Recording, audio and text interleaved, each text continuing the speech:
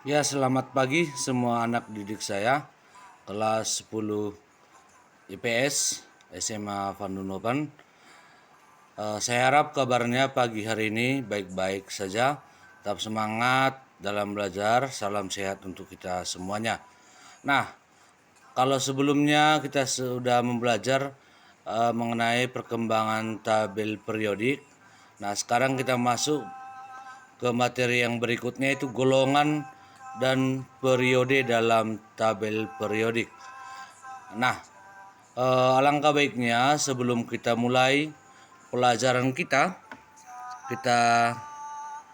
dahului dengan berdoa. Berdoa dimulai dalam nama Bapa dan Putra dan Roh Kudus. Amin. Terima kasih Tuhan atas segala pemberkatan-Mu kepada kami dari hari-hari yang lalu hingga pada saat hari ini. Ya Tuhan, sebentar lagi kami memulai pelajaran kami, kiranya Engkau memberkatinya dan selalu menyertai kami. Demi Kristus Tuhan dan pengantara kami. Amin. Dalam nama Bapa dan Putra dan Roh Kudus. Amin. Ya baik, pertemuan kali ini kita akan bahas golongan dan periode dalam tabel periodik.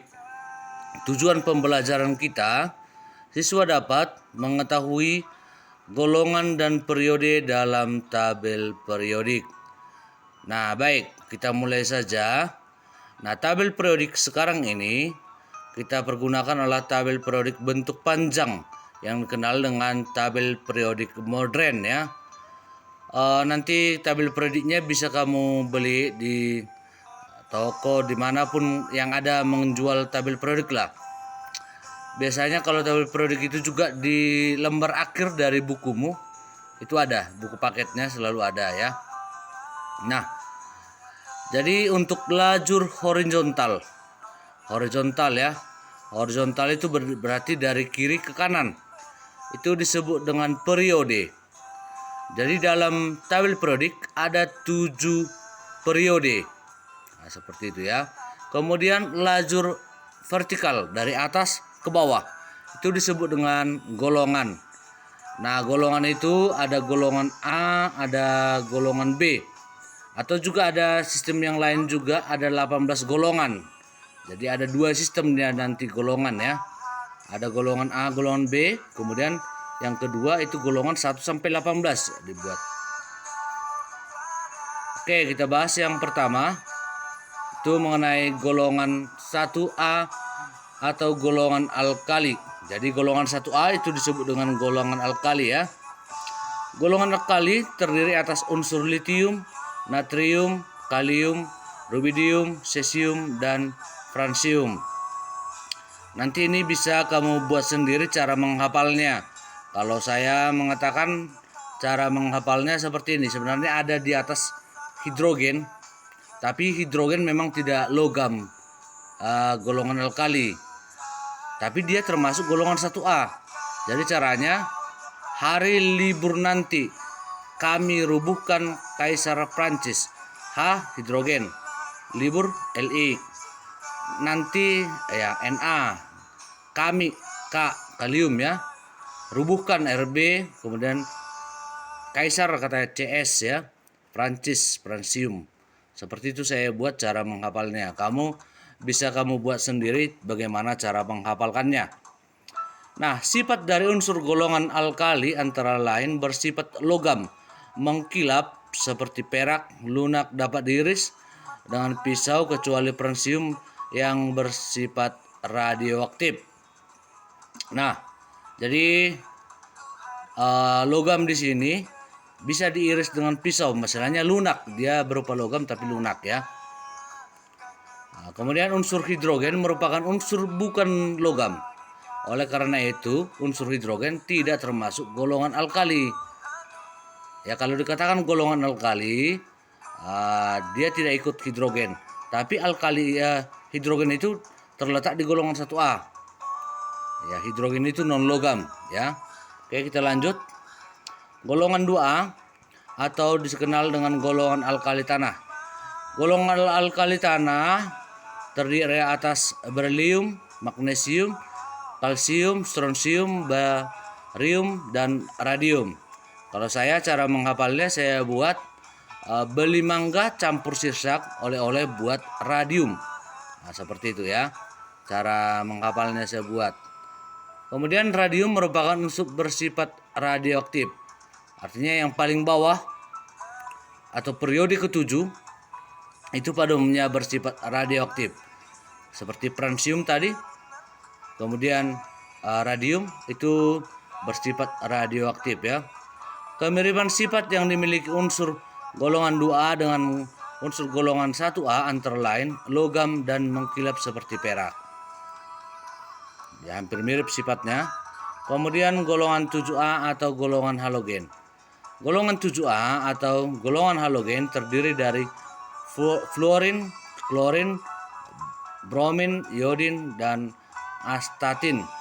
Jadi kalau saya cara menghafalnya, film Charles Bronson, Idaman Ati. Nah, astatin ya. Sifat-sifat unsur fluorin sampai iodin adalah non logam dan dapat membentuk molekul dwiatom atau dua atom. Artinya seperti ini. F itu bukan ditemukan di alam bentuk F saja, tapi F2, baru I2, Cl2 seperti itu, Br2 ya, kecuali astatin. Kemudian astatin merupakan unsur bersifat radioaktif. Pada suhu kamar, brom berwujud cair, iodin berwujud padat, serta fluor dan klor berwujud padat juga ya. Oke.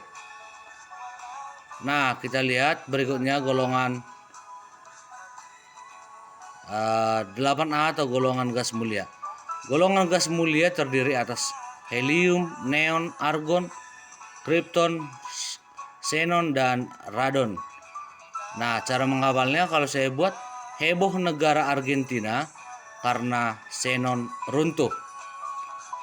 Sifat-sifat dari unsur golongan ini pada suhu kamar semuanya berwujud gas. Molekulnya terdiri dari satu atom atau monoatom dan sangat sukar bereaksi. Radon merupakan unsur yang bersifat radioaktif. Kemudian golongan B atau golongan transisi. Ya, golongan transisi itu terletak antara golongan 2A dengan 3A. Ya.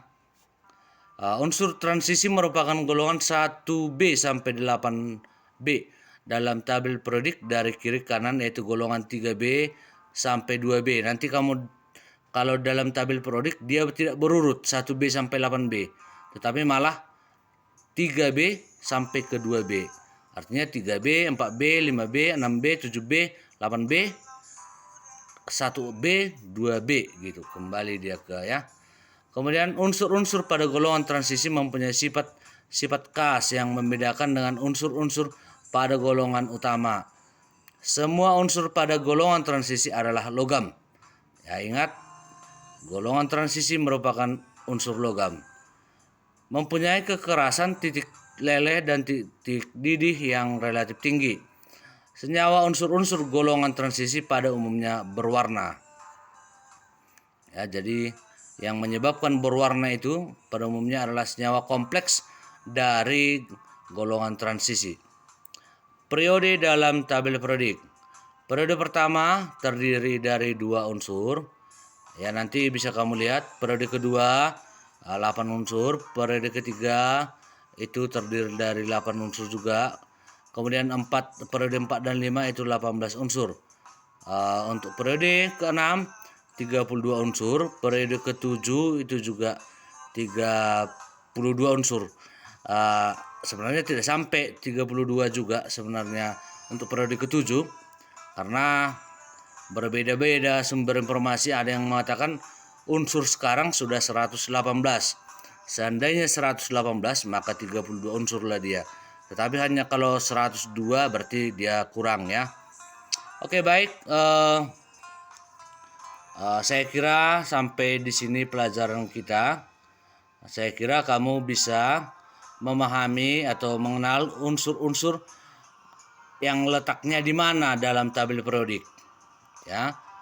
Sekali lagi saya ucapkan sekian dan terima kasih. Tetap semangat dalam belajar.